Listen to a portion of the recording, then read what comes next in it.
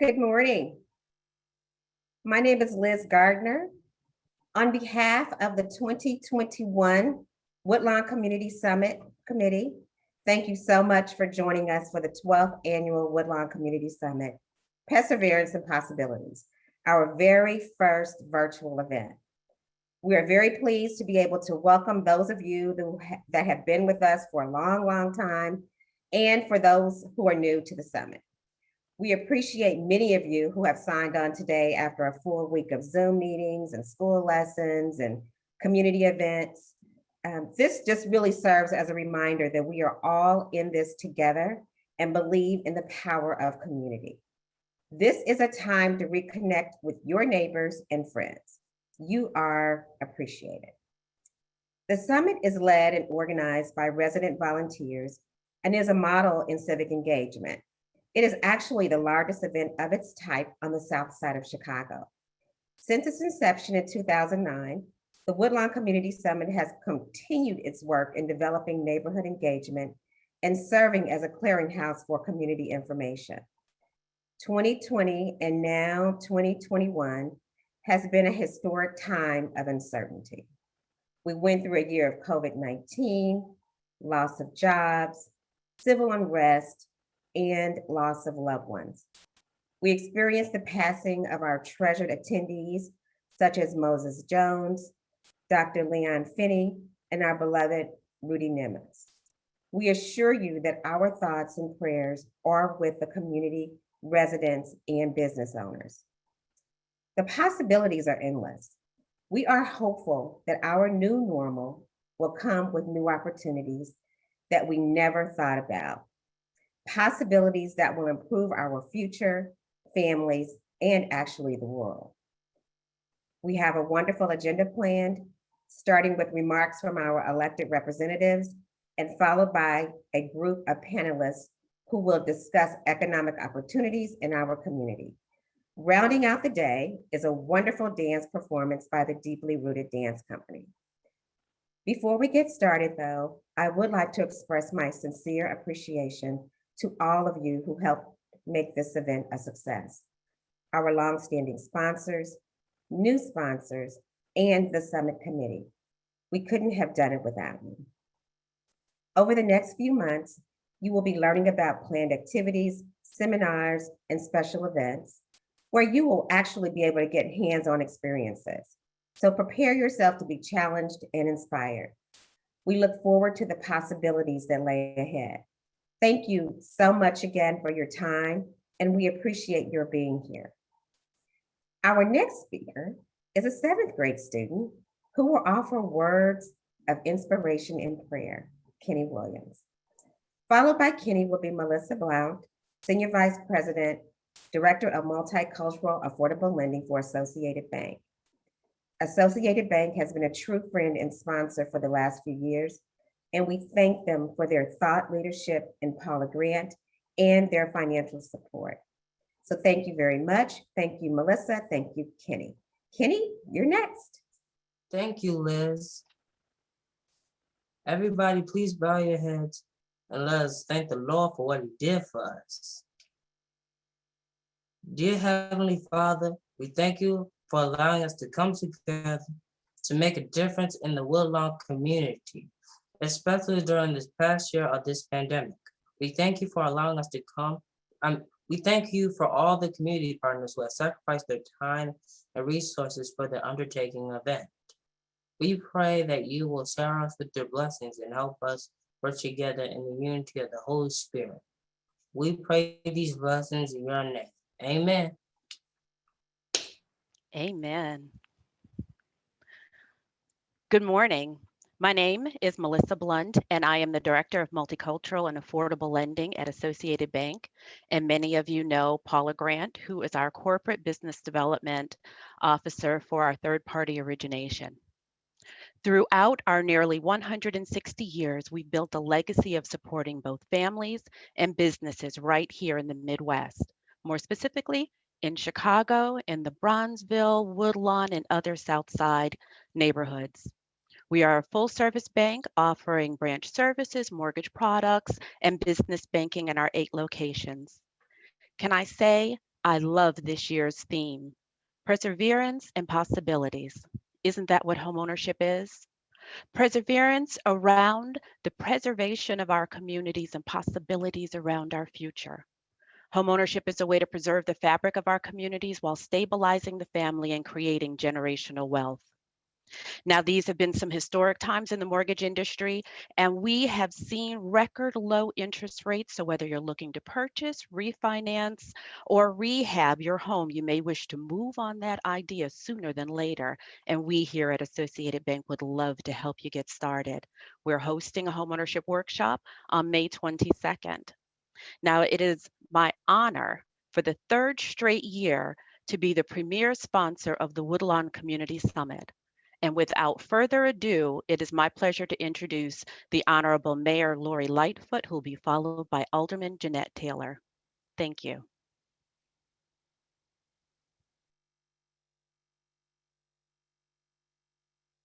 Hello, everyone. I'm Mayor Lori Lightfoot, and as you celebrate your perseverance through 2020 and discuss possibilities for the future of Woodlawn, I want you to know that you can count on me to be a partner with you every step of the way. My administration is committed to bringing economic development and opportunity to the South and West Sides through programs like our signature neighborhood development initiative, Invest Southwest. Because I know in order for our city to be truly equitable and inclusive and recover, all of our residents across each of our neighborhoods must have equal access to jobs, opportunities, and resources. So I'd like to thank the organizers, sponsors, and participants of this event for being outspoken advocates on behalf of our Woodlawn community. And I'm excited to partner with you to turn possibilities into realities this year too, and every year moving forward. You're already starting to see the results just a few blocks away on the 63rd and Cottage corridors, and more to come. So thank you, and please continue to be safe. Hello, everyone. I'm Mayor Lori Lightfoot, and as you celebrate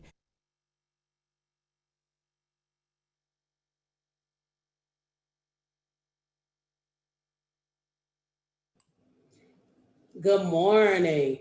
Hope everybody is well. I want to welcome you all to the 12th Annual Woodlawn Summit. I've had the pleasure of attending the summit for the last 4 years, and I could honestly say it was awfully good to see neighbors, learn about the community, and to hear from folks that you don't often get to see. Although we're in a global pandemic, I'm glad that the committee of the summit wanted to put this on, because it is important that we talk to each other and that we communicate. I first and foremost want to say thank you. This is a well-organized community who not only talks about it, they are about it. And that's exactly what we need to make Woodlawn the community that we want to be. I have been in a space where I've got nothing but love and support in this office. And I'm so grateful that I am in this position, but I'm doubly grateful that I have a community who stands with me and challenges me when I need to. I can't wait to next year's summit so that we can eat some breakfast together, we can drink water, and we can have those human connections. Because like you all, I miss it as well. I'm tired of Zoom, boom, and doom as well. I want to thank the committee for inviting me today. I look forward to seeing you all real soon, and thank you for the great work you do in the community. I will now turn it over to Alderwoman Harrison. Thank you, Alderwoman Taylor. Good morning, everyone. I am happy to be here at my 12th summit. It has been quite a journey for us all, but look where we are. And we have stuck together, we have stood together, and now through our perseverance, we're now beginning to implement our possibilities and making them our reality. I am so proud to have stood with this community over the years, and with COVID, we are coming out, I do believe, even stronger. And I am so excited and encouraged that I can't wait till next year till we're all together again. I can't wait to get those hugs. And I can't wait to see a lot of you that I have only talked to or seen over Zoom. So I'm looking forward to that. I'm excited about what we're doing today. And I also have the distinct pleasure of supporting someone else that has been with us for the past 12 summits, Senator Dick Durbin. And I just want everybody to know that he has been a staunch supporter of making sure that our shoreline is protected. And most important, and most recently, he has been there for us at the forefront when we've had our issues with the mail. And so, Senator Durbin, I want to say thank you very much for all of your hard work, for you and your staff, and all that you're doing for us to make sure that we get the resources that we need from our federal government. So I'd like to turn it over to Senator Dick Durbin. Thank you. Thank you, Alderman Hairston. And it was kind of you to recognize the things we're doing together, try to make sure we get more reliable mail delivery all across the country, but certainly in the city of Chicago. And you've been a real leader on that. Thank you for bringing the specifics, challenges to my attention. I tuned into one of your town meetings, I remember, and I thought this was going to be an easy evening. And the first thing you did was put me on the spot and say, what are you going to do about the post office? That's your job, and you did it well, and we responded, and we're going to keep on responding. I want to also salute Alderman Taylor. I love that where she says, I'm sick and tired of Zoom, boom, and doom. I think we all are a little bit. And so she put it in words that we can remember. The mayor is good to have her with us and always. And I want to thank everybody who's putting this Woodlawn conference together. We had a lot of fun last year at the University of Chicago Social Services Department when we met. And I'm looking forward to time when we're going to meet again. I want to make 2 or 3 quick points because I know we got a good program and I want to get right to it. First point is this. Last year, when my friend John Lewis, the civil rights leader of his time, passed away, just 2 days before that, he said, Emmett Taylor was the George Floyd of my life. Emmett Till was the George Floyd of my life.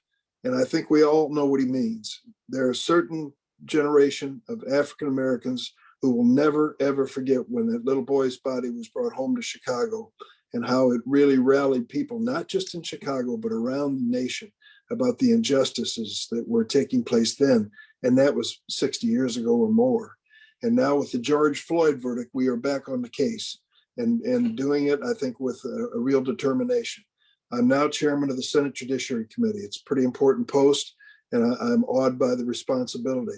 One of the first things out of the box that we're going to do this week is a meeting led by Senator Cory Booker of New Jersey with Senator Tim Scott, a Republican of South Carolina, to talk about a new Justice and Policing Act for the United States of America. We do not want the George Floyd the situation to go without change, and we're determined to make that change. The second thing I want to tell you is if you haven't been in touch with the newspapers or news for a long time, we've got a new president, and what a change it is. I mean, to be done with Mr. Trump is long overdue, and to have Joe Biden and Kamala Harris leading our country. We are now investing back in communities as we should. The rescue plan of the Biden administration is bringing needed resources to Chicago and to Illinois, and there's more to come. One of the things we want to work on is really close to home, and that is the fact we have so many lead service pipes supplying water to the homes of Chicago. My pal, my colleague, Senator Tammy Duckworth, who incidentally is up for re-election now, is working in national leadership to bring resources to make our water supply safe in Chicago. We learned a bitter lesson in Flint, Michigan, and we're never going to turn our backs on the safety of the water that we drink, and particularly when it comes to city residents who can't personally pay for replacing those lead service lines. So I would just tell you, it's an honor to be with you again. I'm looking forward to doing it on a personal basis as soon as possible. But in the meantime, be safe, be careful, get vaccinated. Let's all get in this together to make sure we put this pandemic behind us. Thank you very much. Thank you, Senator Durbin. And we'd like to thank all our elected officials for their participation in the Woodlawn Summit this morning. We always appreciate your support of local community education and specifically the Woodlawn community. I'm Sandra Bivens. I'm the Economic Development Coordinator for the Woodlawn Summit and the Executive Director for the 51st Street Business Association. Today, our moderator for the Economic Opportunities in Woodlawn and Surrounding Communities panel is Ms. Wendy Williams. She is an economic development specialist and executive director of the Community Partners for the University of Chicago out of the Office of Civic Engagement. Wendy, I turn it over to you. Thank you, Sandra. Before we jump into the panel, Jawanda Hairston has some announcements that she'd like to share with us. Jawanda, is now a good time? Greetings. I am Jawanda Hairston, and on behalf of the Woodlawn Community Summit, I would like to thank our generous sponsors, Associated Bank, University of Chicago Office of Civic Engagement, Preservation of Affordable Housing, South Chicago Commission, Blacks and Green, YWCA of Metropolitan Chicago, Obama Foundation, Camelot Cares, CEI Media, and Jeff Lasky, University of Chicago IT Department. Towards the end of our summit, you will have an opportunity to vote on 3 community projects to help decide which project Camelot Cares will fund in Woodlawn this summer. We appreciate your support, Camelot Cares. Also, we are proud to present our first Woodlawn Community Summit Program Guide. It is interactive with links to web pages, videos, and community flyers linked to upcoming events. In the program guide, you will also find our meeting agenda, information about future breakout sessions, and how to contact us.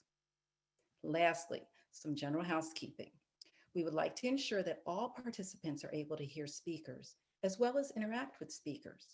Therefore, please note that all participants are muted, but there are both chat and Q&A features on Zoom at the bottom of the screen to communicate.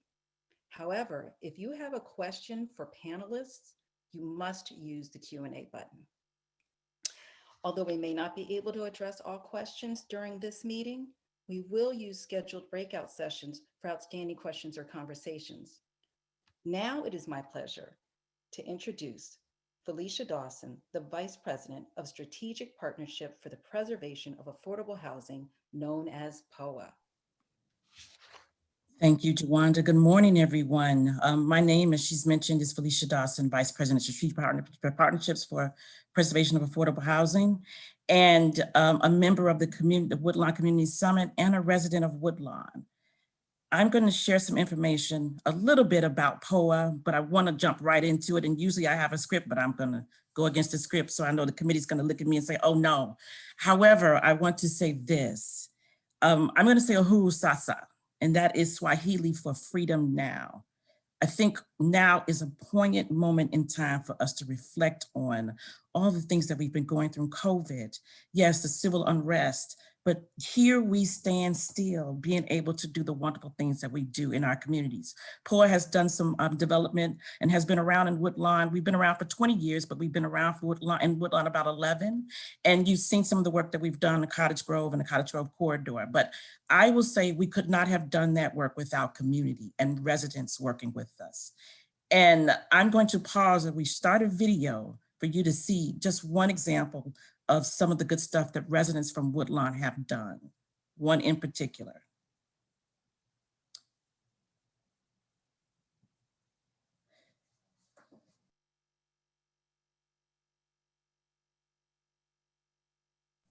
This young man is Rudy Nemox.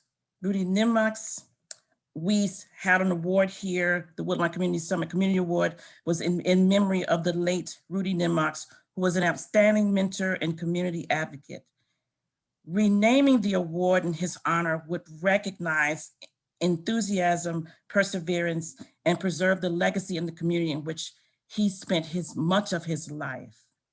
When working with us, Rudy really took his work with law enforcement and leveraged it to focus on young people. He created, with partners in community, the Youth Leadership Academy, which he partnered with the University of Chicago to take at-risk youth from the community, get them involved and engaged and exposed to things around the world, and house them at the University of Chicago with a special emphasis and partnership with the police department. That partnership took those at young risk men that he started out with and grew over time to include women. And every summer he worked with those individuals and champion the work of young people, including having to create opportunities for them to be free of things that are happening in the community and giving them another opportunity.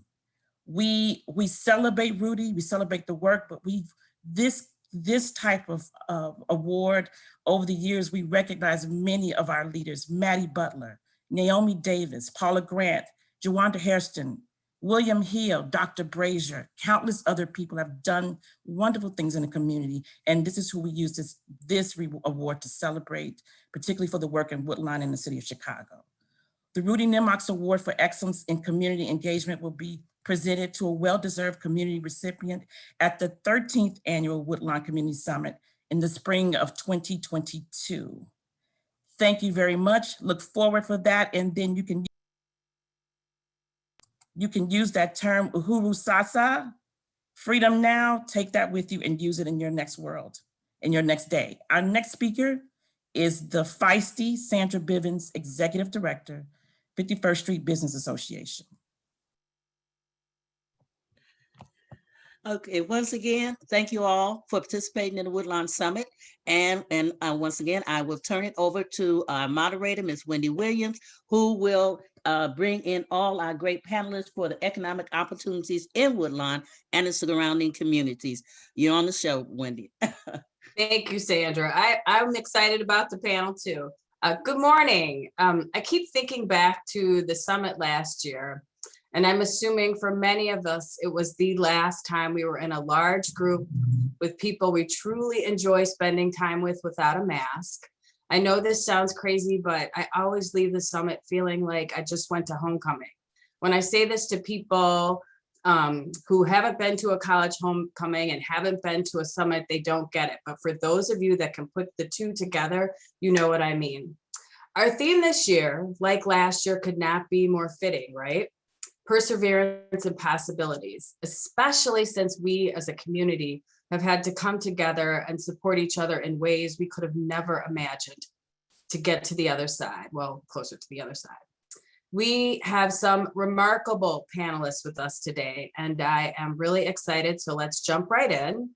In lieu of me reading your bios, since nobody knows you like you know yourself and your organizations and the work that your organization is accomplishing to create and sustain economic opportunities in Woodlawn, I'm going to ask each of you to take 3 to 5 minutes and share with us that and the first word that comes to mind when you think about possibilities for Woodlawn. So Dory, why don't we start with you, Dory?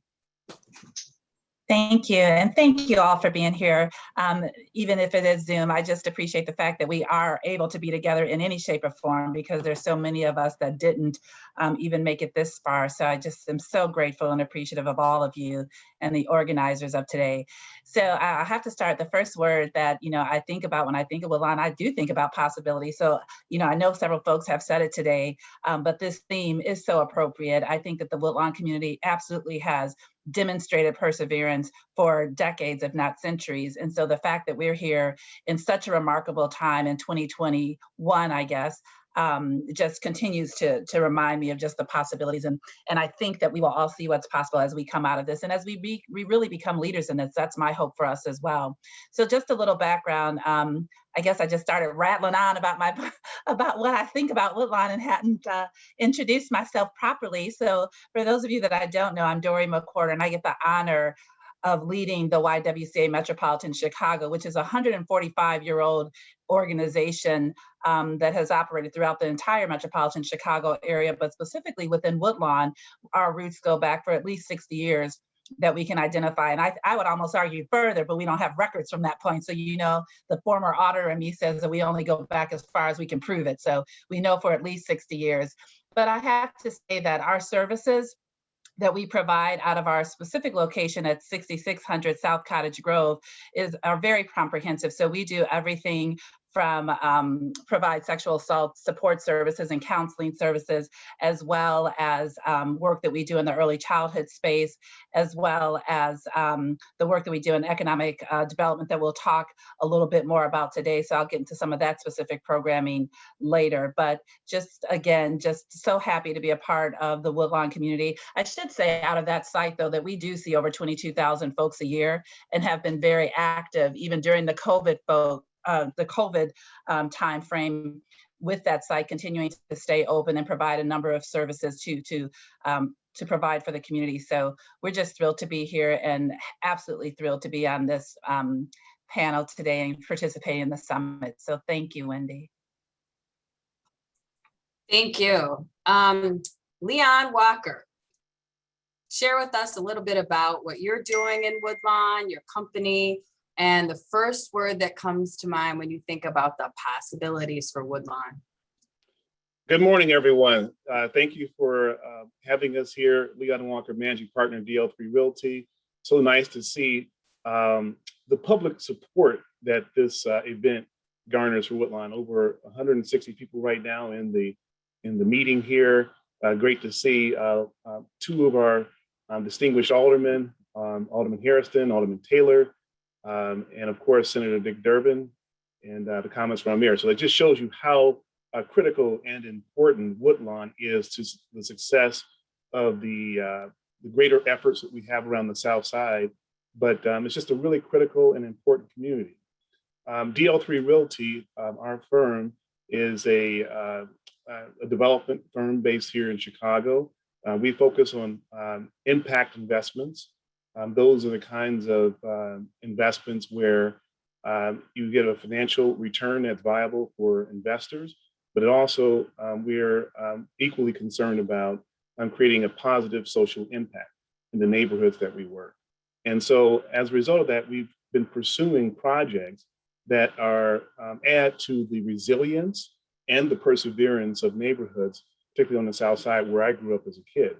And Dl3 Realty continues a 50-year legacy that was started with my dad and mom back in 1969 when they launched a educational company on the South Side. They were public school teachers. We built from the ground up our first building in 1979, 1980, right down the street in South Shore at 71st and Stony Island. And that was the first deal that I participated on as a young child of 13. I got my first hard hat on that job, and I knew I wanted to be in the real estate business. But like so many of my colleagues, when we go to great schools and get amazing corporate experience around the country and the globe, we don't come back to our neighborhoods. We don't come back and invest our time, our energy, our skills and resources in our communities. So I'm hoping that by shedding a little light on what we do as a development firm, in the projects that we focus on that are bringing critical healthcare services, like our Friend Health Project at 63rd and Cottage Grove, like the new Juilliard, which is the first new grocery store in 40 years in the Woodlawn community. We executed with POA's participation, and like so many other things that we're doing in Woodlawn right now, that people will get inspired and be inspired to make different choices about their lives, to come back to the communities they grew up in as kids and make investments, get engaged, get involved. And that's really our mission, is to revitalize, not gentrify, but revitalize. And the difference between revitalization and gentrification is one word. We're talking about perseverance here, but it's one word, and that one word is intentionality. And you have to be intentional about engaging local residents and existing businesses in the economic opportunities that are being presented and that are being executed in the neighborhoods. That intentionality is key. So we're hoping that we live up to that and inspiring others to get involved in this. We have a new effort here in the city of Chicago called SIMD, Chicago Emerging Minority Developer Initiative, where, I can't believe I'm now on the end of being a seasoned developer, if you will, but I'm helping to make sure we build a pipeline of high capacity, high potential entrepreneurs, Black and Brown from our community that can now get engaged in making these kinds of critical investments in our neighborhoods. So Woodlawn is a passion, and it's really a place that we have been persevering. I grew up in as a kid, and I'm really looking forward to our conversation. Thanks, Leanne. I remember the great work you did in Roseland when I first met you in planning. That was an incredible deal. And I remember thinking to myself, this brother is one to watch. So congratulations on all the great work you've been doing over, gosh, let's not date 20, it's 20 years now. So it's crazy. Yeah. That's what I'm saying. I'm an old head now. Yeah. Thanks, Leon. Thanks. Naomi, why don't you share with us what's going on with Blacks and Green? Hey, thank you. And for my very most favorite event in Woodlawn, I just am grateful, and thanks to the production team and all of the panelists and the work that's gone into it. Blacks and Green is we're about the vision for self-sustaining Black communities everywhere. We're tackling pollution and poverty and reinventing that. Some of us are of a certain age, so we remember that bygone Black community where neighbors could walk to work, walk to shop, walk to learn, and walk to play. But we're also adapted for the dangers of today's climate crisis. And so understanding that that climate crisis hits Black communities first and worst, we're out to build resilient communities for the 21st, 22nd century, the next 100 years, as we like to say. So in our process, Black folks are financed. And I know my colleague and friend, Leon, can understand this concept of being financed, but we're financed to design, direct, represent, and benefit from economic development with success measured in an increase in household income. And that's the one thing that, we really haven't. Drucker says you can't manage what you don't measure, and we have not measured that aspect of health and wealth, and that's what we're committed to. We're the love child of Southern roots and great migration, courage and genius and skill and strength and generosity, which built the cities across America. And if America can be considered great today, it's because of what African-American comers to cities like Chicago and communities like Woodlawn and West Woodlawn have contributed. So we're here to talk about the walk to work, walk to shop, walk to learn, walk to play community, and the idea that only a whole system solution can transform the whole system problem common to Black communities everywhere. So in that realm, we teach the 8 principles of green village building, the 12 propositions of Grannynomics, and that's an homage to my grandmother, my sharecropping roots, and how we are looking to have our African-American communities return to that pride and to that self-sufficiency associated with the Great Migration in our what we call sustainable square miles. So many of you know we operate the Green Living Room here on Cottage Grove in the Cottage Grove Cultural Corridor, Obama Presidential District. And so we're working to increase the neighbor-owned businesses, neighbor-owned land, and conservation lifestyle.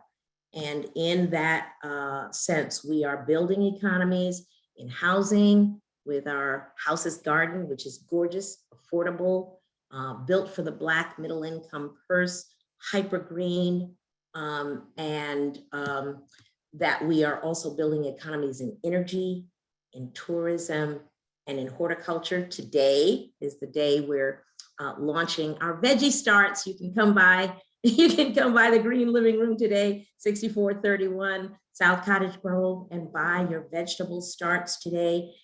do like our ancestors used to do and put that backyard garden together, and just really believing in the great tradition and keeping our eye on triumph. That's what Blacks in Green is here to be. And Naomi, what's the first word that comes to mind when you think of possibility? Ownership. Excellent. A community must own itself. You are absolutely right. All righty, Michael Stratmanis, you are up next. Thanks, Wendy. You're welcome.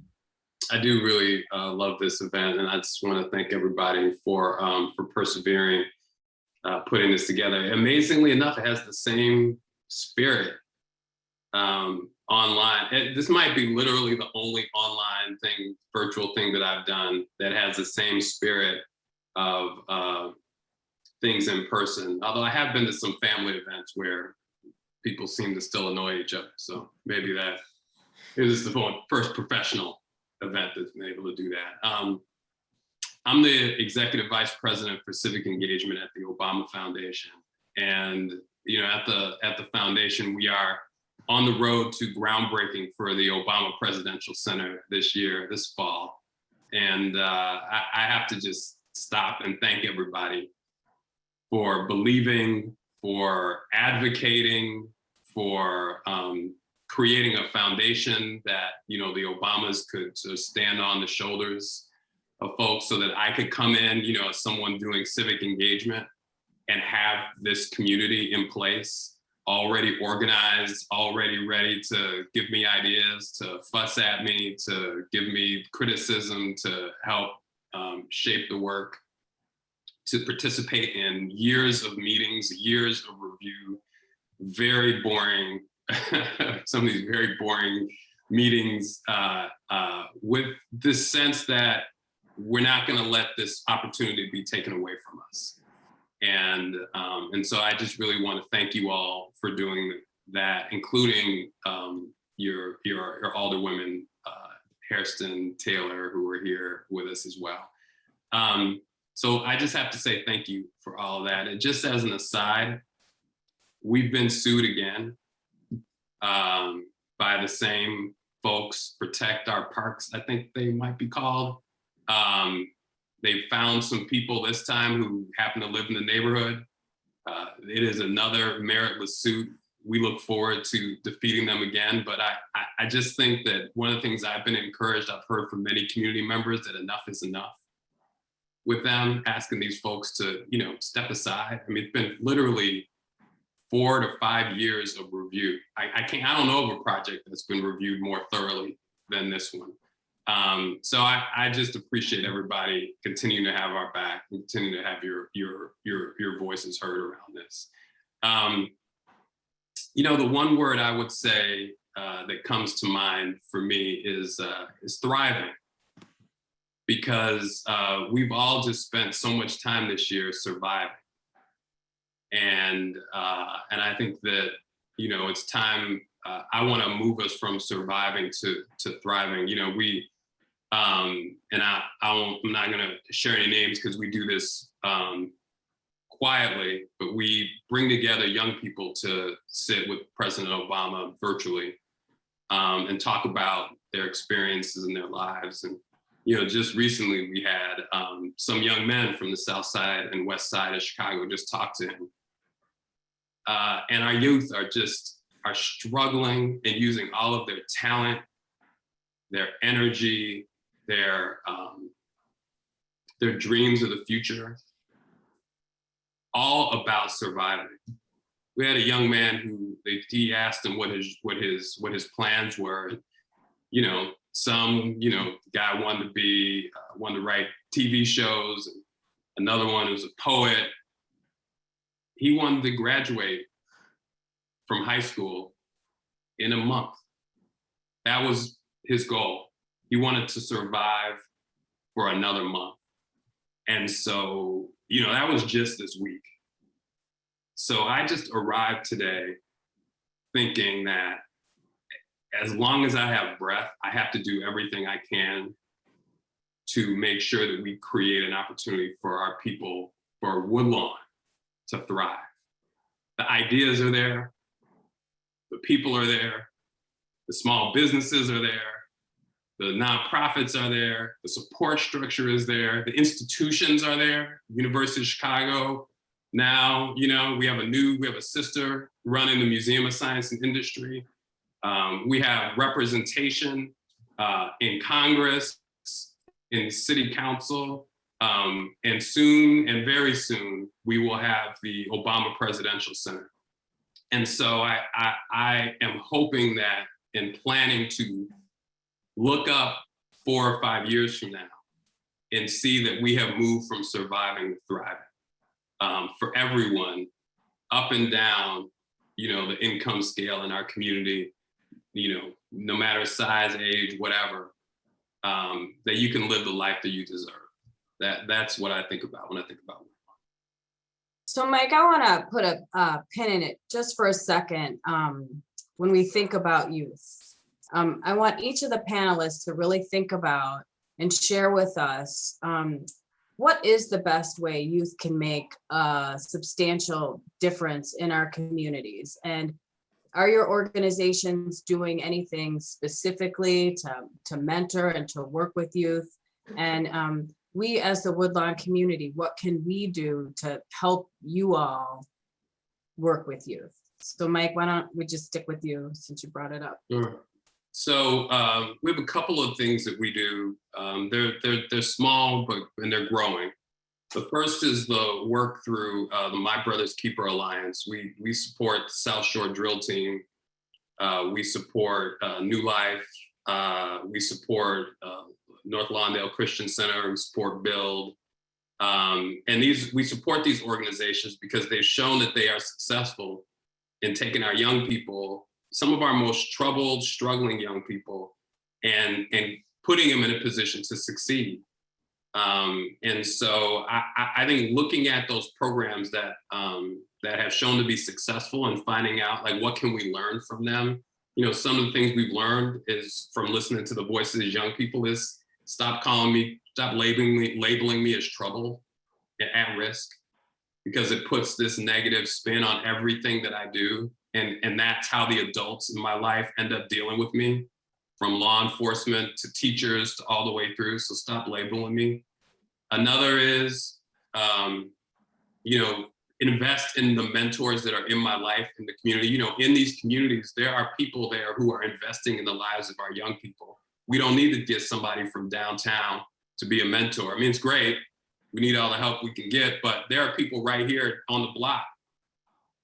You know, in my family, they're the ones taking me to practice. They're the ones checking on my homework.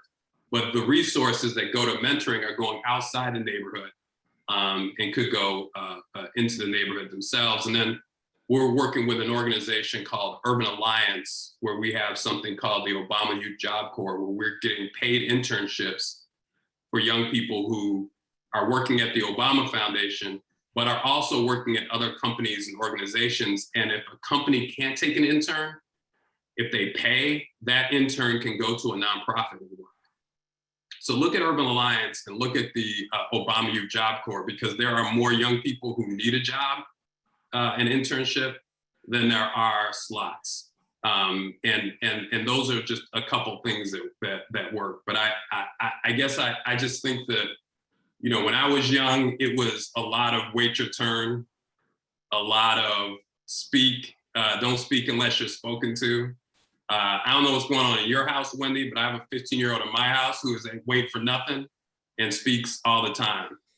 That's just the kind of young lady she is. And I think it's a great opportunity for us to embrace the sort of passion and interest and intelligence and technology savvy of our young people, and put them in a position where they can help create solutions for us and help think anew about the world that frankly they deserve to live in, just to say that point again. Thank you. Please check the chat. Thanks, Diane Burnham. I see that she's been dropping links in the chat to the programs that you were just speaking about, Mike. So for those in attendance, please be sure to check the chat. Dory, I want to jump to you. I know that the Y has always had youth as part of their mission, as part of the work that you do. So can you share with us a few programs that you guys have right now focusing on youth? Sure. So, and again, from a comprehensive approach, I appreciate Mike's comments because we can't paint all youth with the same brush. And so we need to make sure that we're leaning into the variety and the range of needs that our youth do have. First of all, we are so fortunate that in Woodlawn, I believe we have some of the most brilliant youth, and we get to see them in a number of our programs. We do this program that it's called WAGI Labs, but WAGI is WAGI. What a great idea, where youth get to specifically focus on building entrepreneurship opportunities, but focus on a social impact lens. And the things that these youth have come up with have been totally remarkable. And actually, you see some of that already commercialized. You're like, interesting, they steal your ideas, right? So we have just phenomenal youth that we have in our some of our youth tech programs. We also have our Tech Girls program that, again, we're focused on exposing specifically young ladies between the ages of 8 years old and 14 to the STEM profession. So that's a great service that we're offering. And even in this digital environment, we've been able to provide these programs and services to the youth. But in addition to that, we're focused on our young parents as well. People forget about that we have this group of young folks that are now parents. And so as we think about how we can continue to impact intergenerational challenges, we really do focus on those youth as well to make sure that they're getting the skills and the support that they need to bring up these healthy, amazing, even younger people that we need to make sure that they could be live their fullest potential. And so we're doing everything from ensuring that those children are on developmental pathways so that they, I know Leon knows a lot about this from his early childhood experience, but we're focusing on making sure that those young parents are getting the support they need for their children as well. And then I'll say on the economic empowerment side too, we do programs specifically focusing on jobs for the 18 to 24-year-olds. So we're focusing on transportation, distribution, and logistics there.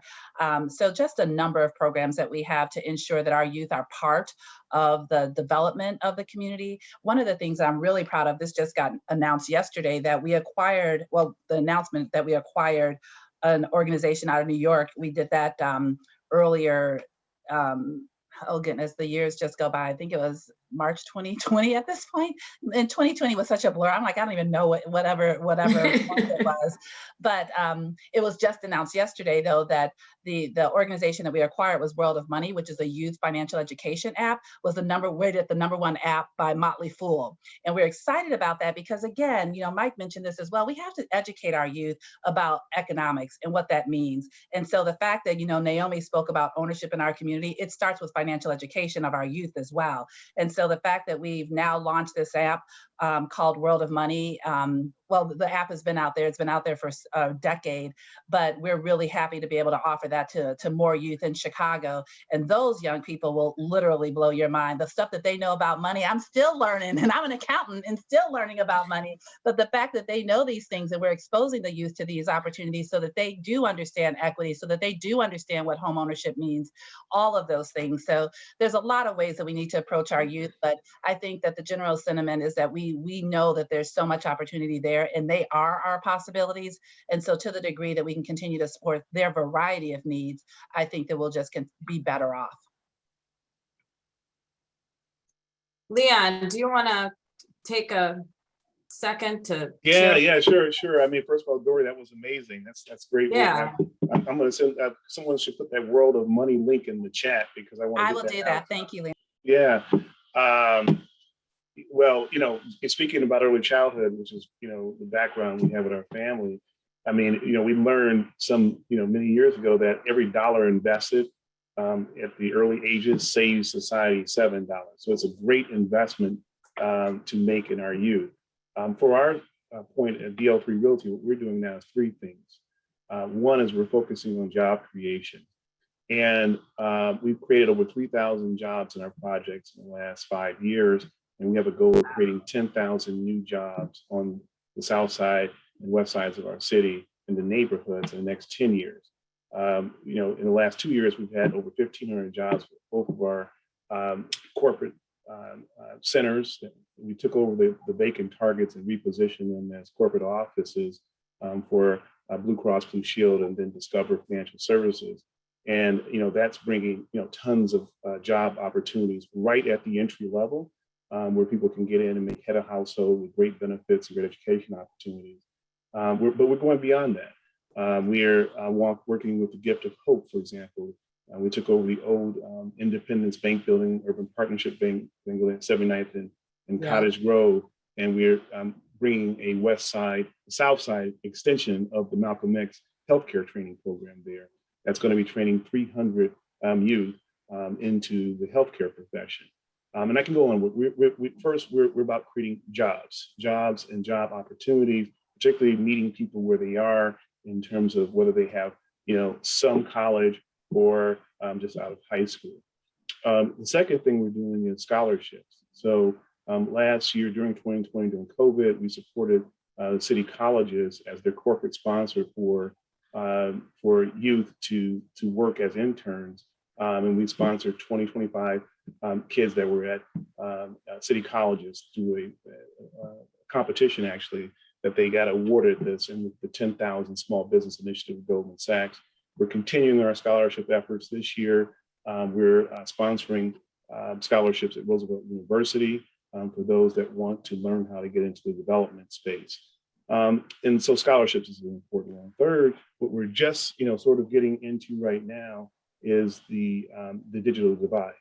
And so in Inglewood, for example, particularly Greater Inglewood, it's recently come to light that over 50% of the kids in Inglewood, I'm talking about those that are in school, CPS or other schools, don't have reliable access to broadband so that they can even participate in things like Zoom. And I'm sure Inglewood is emblematic of what we're seeing across the South and West Side. So we need to be serious about this digital divide, because that's going to separate our youth from the future opportunities that are coming down the pipe. And if they don't have an on-ramp onto this World Wide Web, they're going to miss out on key opportunities that are coming down. So that's a new initiative that we're very, very focused on, and we think that's going to be important in Woodlawn as well.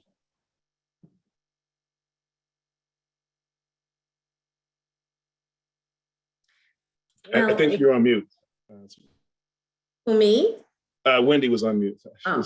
Go ahead, Naomi. Naomi, did you want to talk about youth quickly? And then Leon, I'm going to come back to you because there's a question in the Q&A that I want to ask you. But Naomi, youth. Yeah. I just wanted to segue on the points that have been made about wealth. We've done years of youth urban ag training here in West Woodlawn. And that means that the wisdom of the elders has been brought down to our high school students who by and large are like, I don't want to do none of that slavery stuff. And what does that mean? That we're able to engage with them in a way that dignifies our heritage in land stewardship, and that it excites this new generation. Because in my tradition, everything they ate, they grew, and everything they wore, they made, and they thought they were poor, but really they were rich. And so when we look at really defining wealth today for our young students, our youth, we need to continue to make that distinction, and we're making it today in a number of different ways.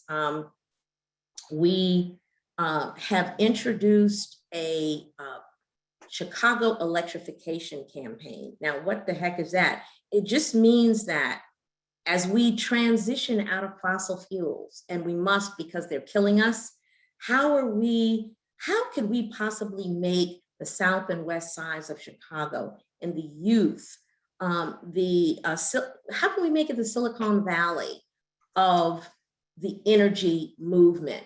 And how can we incorporate our young people into a movement that is like moving whale blubber to electricity, and creating the kinds of millionaires, and dare I say billionaires, that we have been creating through our digital economy. Yes, Leon talked about that digital economy, but right now it's deeply divided. And 30 years after, we created the phrase digital divide, here we sit with libraries that are overpopulated by people trying to get online. It is the time for us to stand up, as our guests today are, in providing real opportunities. And so just count on that Blacks in Green is bringing young Black youth to the energy economy. And then the last thing I want to say is kids need to understand that their service learning hours are a real tool for them to use. They got to have them to graduate. Our companies up and down these corridors and in the nonprofits in our neighborhoods are ready to receive.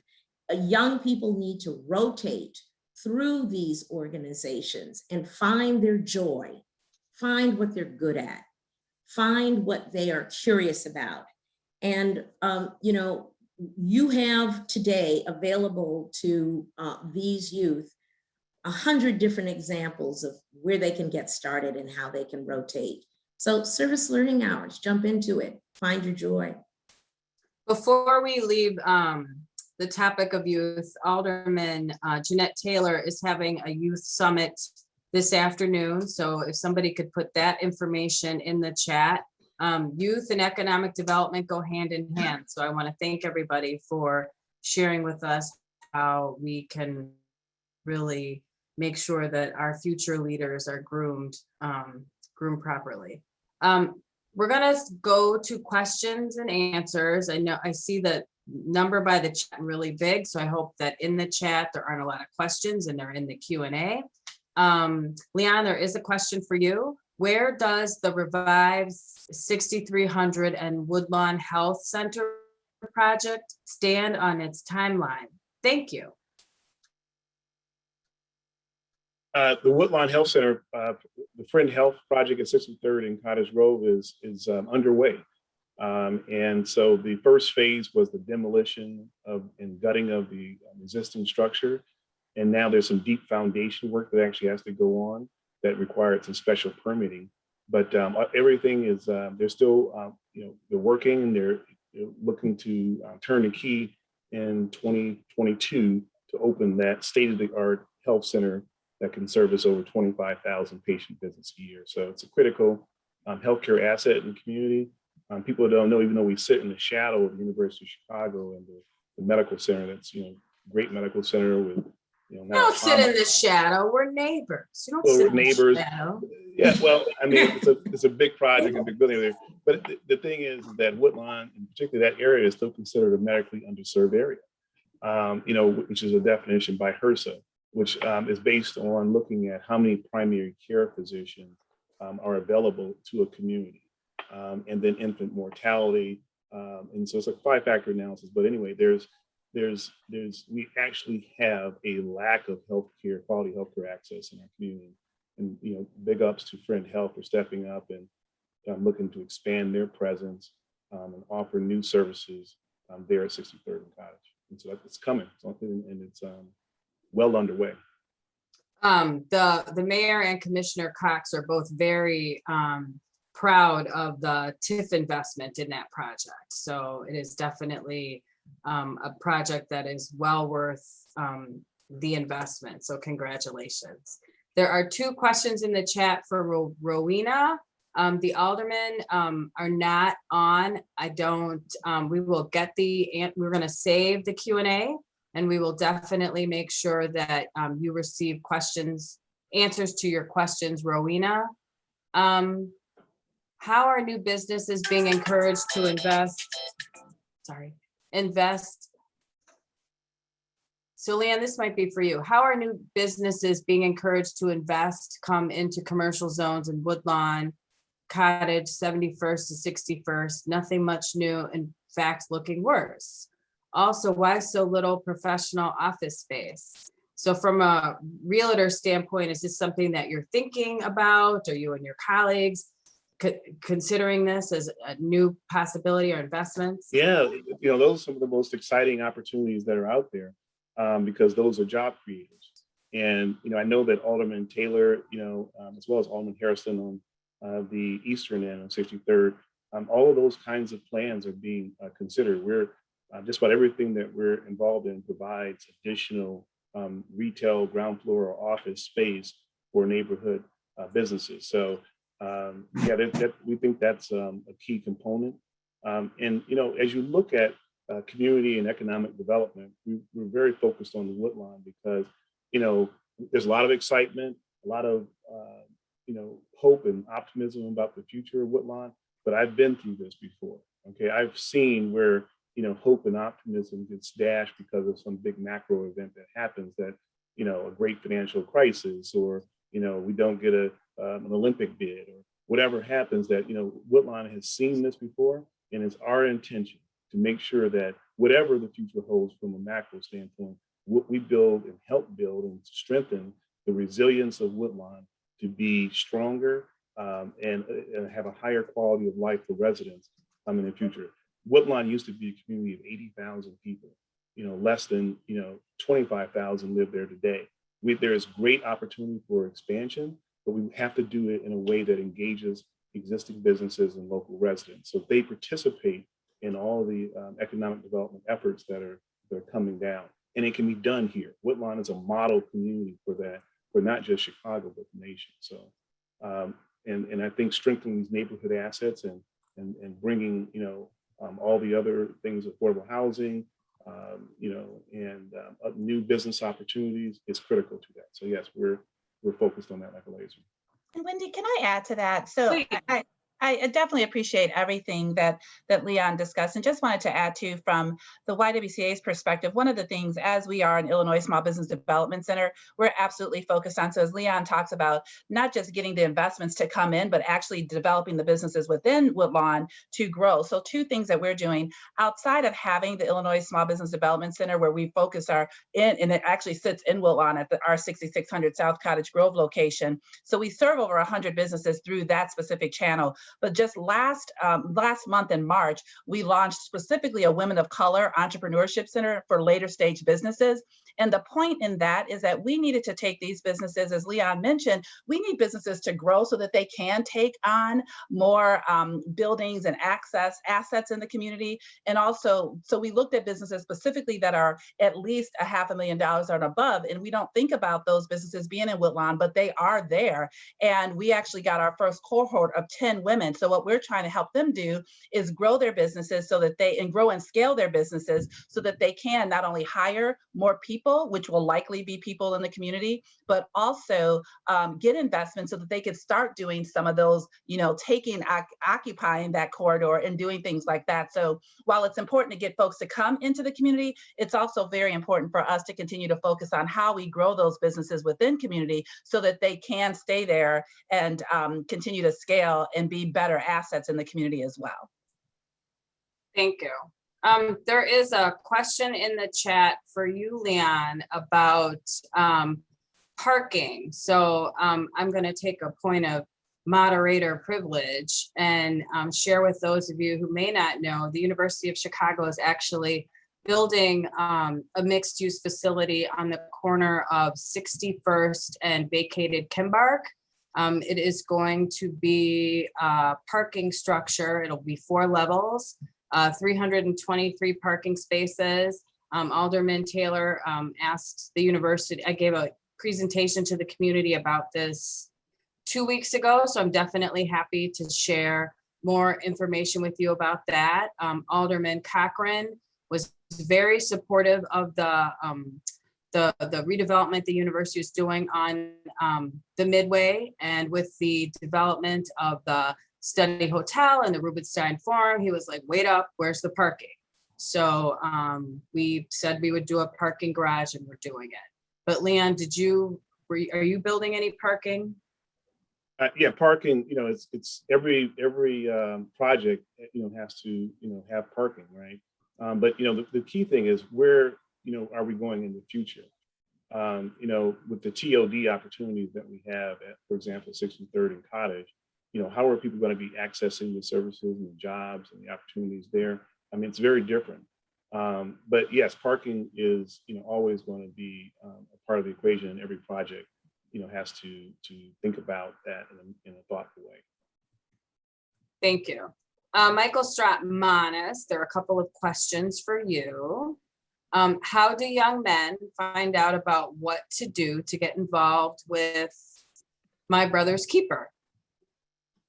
Yeah, please, I dropped it in the chat, but please go to obama.org/MBKA, and they can look at the organizations that are there. You can also send us an email, and I'll ask my colleague to put our email into the chat. I think I have somebody on my team who's listening, and we can get that information out. I want people to contact, there's a guy, great guy named Southsider named Chris Goins, Goins. Chris works at Thrive Chicago and manages and is in touch with all the My Brother's Keeper Alliance partners. And then I guess finally, if you have a young person who wants to get involved with it, just reach out to me and give me their name and I'll get them hooked up.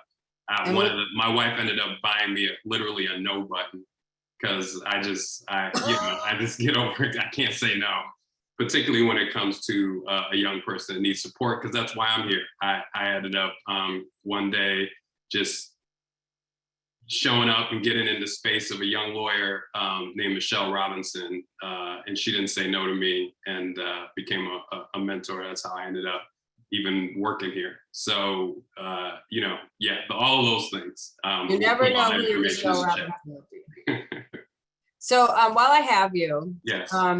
You've given great community presentations over the past month, bringing everybody up to speed as to the status of the building of the center. And in the meeting that you had with Alderman Hairston, you did a presentation on construction careers and what you guys are doing to make sure that minorities are included in the construction opportunities that the presidential center will be bringing. So can you share with us how can small businesses and other construction companies take part in the economic opportunities that will be available from the building of the center? I will. First, there's something in the chat about Hyde Park Career Academy. And I just wanted to say we have determined to have a special relationship with Hyde Park Career Academy. Everything that I just mentioned, from internships to MBKA and more, Hyde Park Career Academy students are there. One of them, there's been a Hyde Park Career Academy student, and it's been my intern every year for the past 3 years. And anybody from Prince Harry to Michelle Obama, if they're coming to town, we want them to go by Hyde Park Career Academy. There are others, right? We got a lot of great schools in the area. But I just have to say out loud, Hyde Park, since it's right across the street from the Obama Presidential Center, will have a special relationship. When it comes to the construction of the OPC, this is one of the reasons why I get upset when people, at this point, I get it. It's not perfect, and not everybody's going to be on board. But what I want is a thorough review, all questions asked and answered, and then we move forward. So we have construction starting soon. Bid packages are out on the street. One of the reasons why we worked hard to make sure that we have Black-owned construction firms in leadership positions, not subcontracting positions, but in leadership positions in the building of the OPC, is we knew they would get it when we told them that we wanted to have South Side community Black businesses participating in the construction project. And so they have gone out of their way to break up these packages, these bid packages, into smaller pieces. And we've learned a lot also from Wendy, from your folks at the University of Chicago, about how to do this effectively. So go to obama.org/OPC-jobs. I put it in the chat. If you want to do business on this project, say I want to do. It's literally a button to push. I want to do business with you. Put your information in, and let's get you in the game, and so you can get the information that you need beforehand, so people can get connected. The other thing I'd say is that we hope, because spring is coming, spring is here. I'm getting my second shot soon. I had to go down to Gary to get my shot. That was before, Chicago State opened up. I had to go down to Gary. I got to see 2300 Jackson Street, always home. So that was really nice. If you want to, this OPC construction is going to be the beginning of a lot of construction that's in the pipeline in Chicago that's been on hold because of COVID. So get, known and get your business together so that you can work at the OPC, but also do other things. The other thing I say is we have jobs. So go to OPC/jobs, and with great partners like Dory McWhorter, who does at the YWCA, excellent training and preparation for people who want to get these construction jobs. These construction jobs are not easy. They're very competitive, but there are people who we work with through a work called We Can Build It, who have proven to be able to get people successfully into the apprenticeships. Again, work on the OPC, work on all the construction that's going on. These are excellent jobs. I don't like being outside working, which is why I went to law school with Leon Walker. But if you want to go outside and do these construction jobs, we have these opportunities for you. So go to our website so you can get that done. And these opportunities are live right now because we're doing groundbreaking in the fall. Well, my phone is buzzing and clicking because I'm 5 minutes over. So this is why I love the summit, because we can have these candid, real conversations and just get real information. But we are I would like to thank our panelists for participating today. And I am going to now turn it over to Jawanda Harris. So thank you, guys.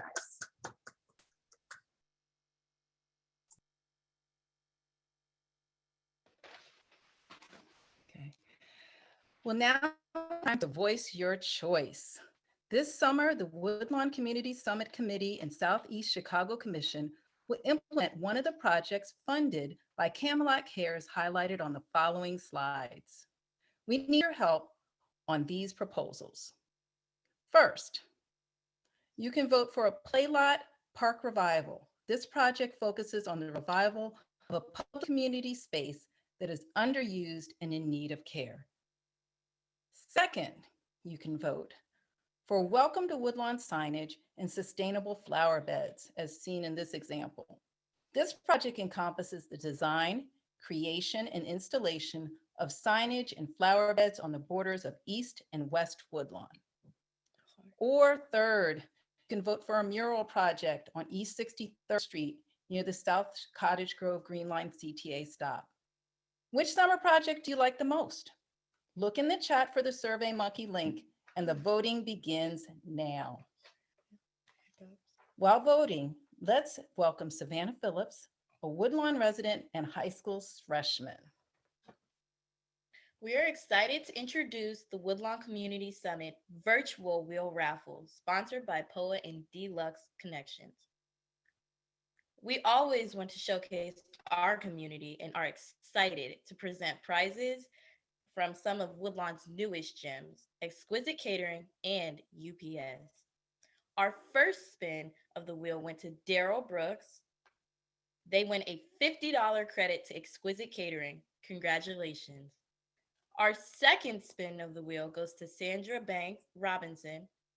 They also win a $50 credit to Exquisite Catering. Enjoy. Our last spin of the wheel goes to Edith Williams. They have won an $100 credit to UPS. Who doesn't love free shipping? Congratulations to all of our winners. Now let's welcome Terry Kilbane as our next speaker.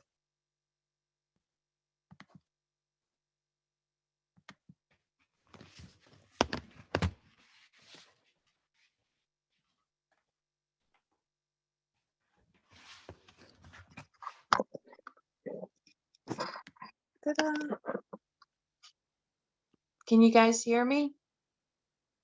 Loud and clear. Okay, thanks.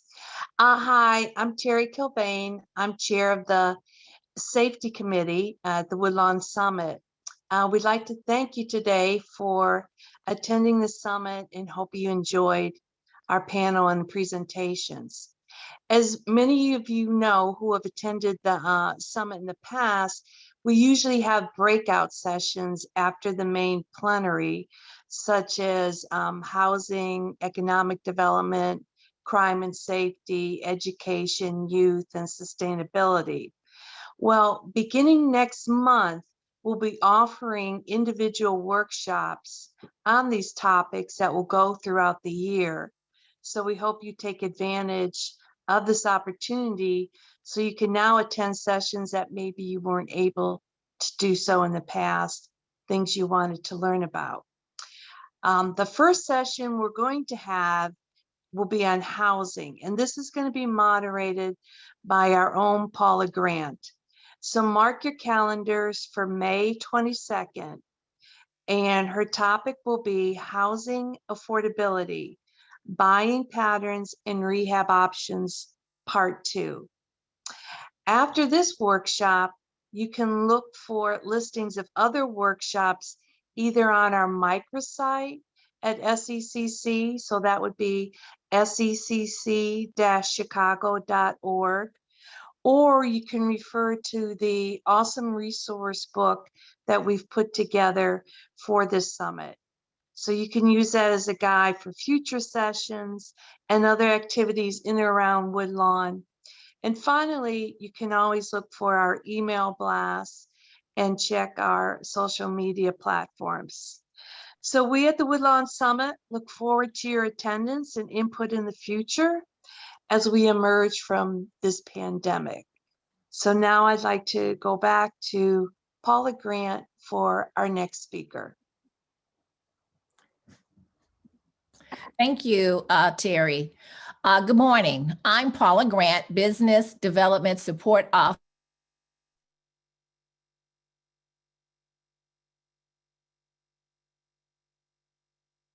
Paula, you're on mute. Paula, you're on mute. Oh, I'm sorry. Thank you, Terry. Good morning, everyone. I'm Paula Grant, Business Development Support Officer in the Third-Party Origination Department at Associated Bank and the chair of the Woodlawn Community Summit. I'm happy to introduce the Deeply Rooted Dance Theater. Deeply Rooted Dance Theater made its public debut in 1996. They evolved from New York's Jubilation Dance Company. The company performs locally, nationally, and internationally at many venues and locations connected with diverse audience through universal and soul-stirring themes. Deeply Rooted Dance Theater became the first US-based dance company to perform in South Africa as a part of Jamba, the African's leading contemporary dance festival. Again, thank you for attending the 12th annual Woodlawn Summit and our first virtual event. Recently, we each have persevered, and the rest of this year, 2021 and beyond, is full of possibilities too, as our mayor said earlier. Please review our program guide and hope to see you at the community monthly breakout sessions that we will have throughout the year. Please check our finale video from Deeply Rooted Dance Theater.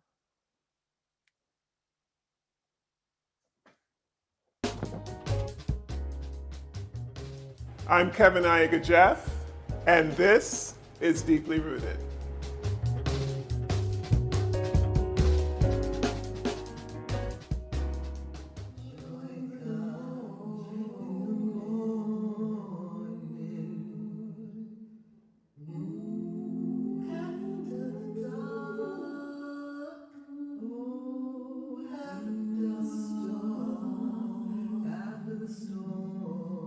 There are always those who care.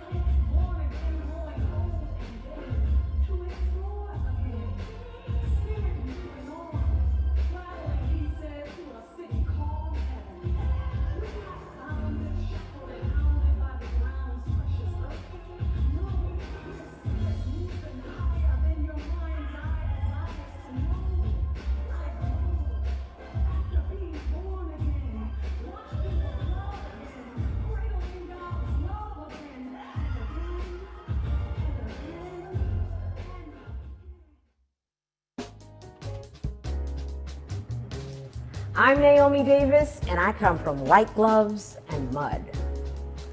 I'm Kevin Iega-Jeff, and I come from cleaning solutions and steamy pressing machines. Wow. And you're one of the Juilliard 100. I am. The Juilliard 100 is about, during the centennial of the Juilliard year, the centennial celebration of Juilliard, the school identified 100 students that exemplified what they thought was the excellence of their program. So I was one of them. I was one of the students selected. Pretty soon, everyone in the audience is going to understand why they did that. But for right now, I just want to say, right on. Good choice.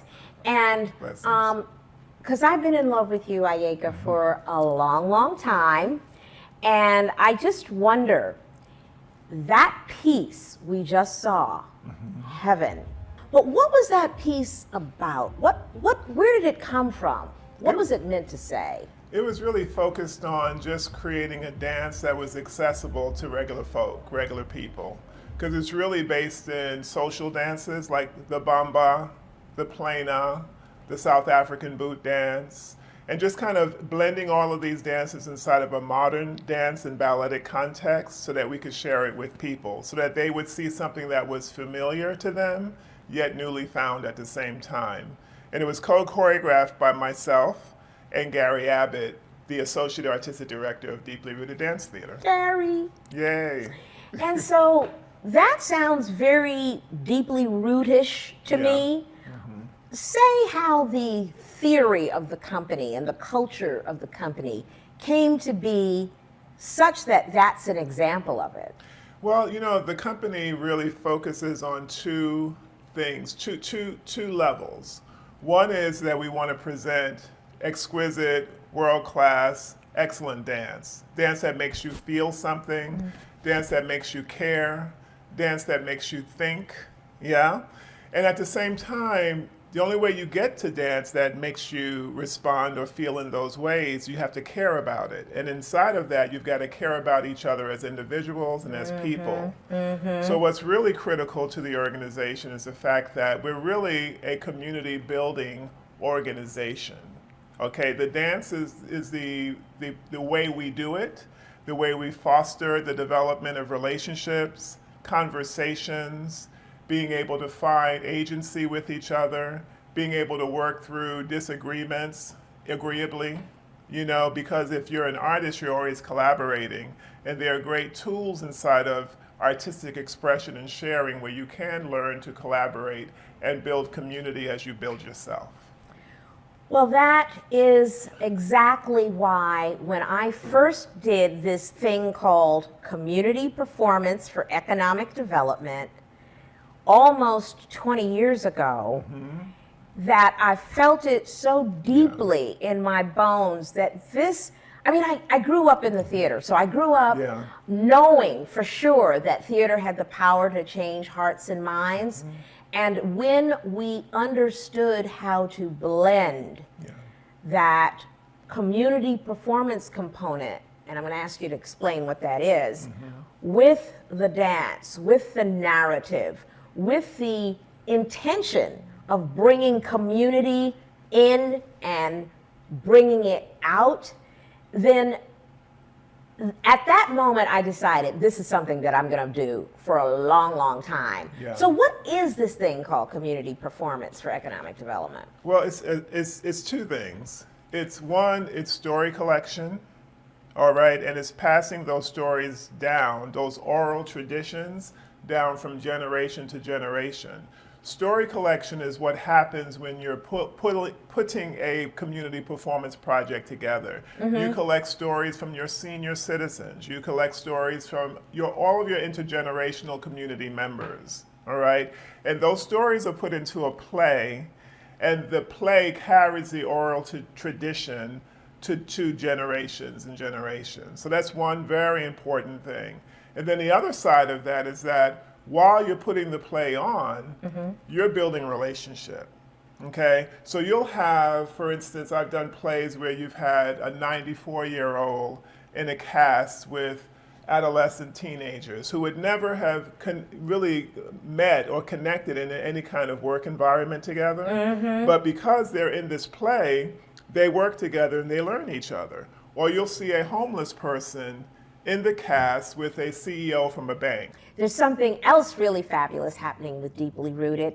Why don't you share? Well, we are deep in plans to open a Southside Dance Center devoted to Black dance and creative communities. And I am beyond excited about what's happening with the planning process. I am beyond excited about the people who are going to be inhabiting the building with us, because it will not only be a home for Deeply Rooted, but it will be a home for partner companies as well. And partners like Blacks in Green with Green Living Room #2. Okay. Which is so important to us because green spaces are critical in our communities, and we really have the design is beautiful, and the design has a green space that we need Blacks and Greens to partner to make it as magnificent as we see it and feel it. And we have such a great development team behind the project. So I'm just excited because everyone's working so diligently to make this happen. And in a matter of time, we'll be announcing more. Thank you, Kevin Ayega, Jeff, my beloved, beloved friend who I enjoy, admire, and am so inspired by. Mutually. So I love you, and there's nothing you can do about it. Oh. Nothing you can do about it. Amen. Amen.